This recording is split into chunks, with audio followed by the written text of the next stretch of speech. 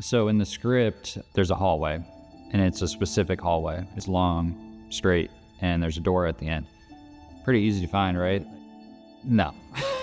It was so hard to find. We kept looking. We went to a few different places. We looked online, and we just couldn't find a hallway that fit the vision of what we wanted to do. One of the huge logistical issues would have been going specifically to a location to shoot that out. And we just knew that our schedule did not allow for a company move like that.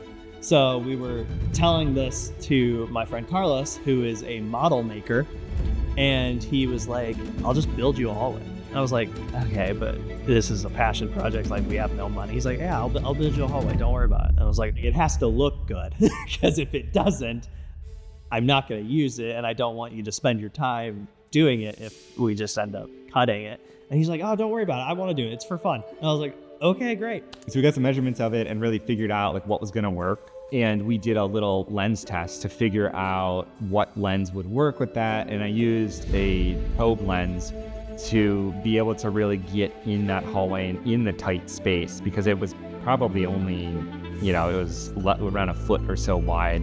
Like a month later, we shot the hallway, the miniature, and it's amazing to see that little thing and feel like, whoa, this is like a real hallway. And never thought we'd be able to shoot a miniature on a film like this.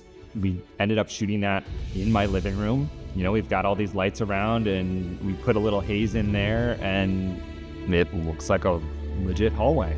Hopefully people, when they watched it the first time, they couldn't tell that that was a model.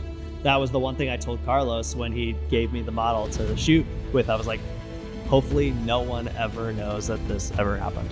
And he was like, I agree. But I think that's the beauty of filmmaking, where we can do all these little filmmaking tricks that really enhance the story and are able to keep the audience in that world.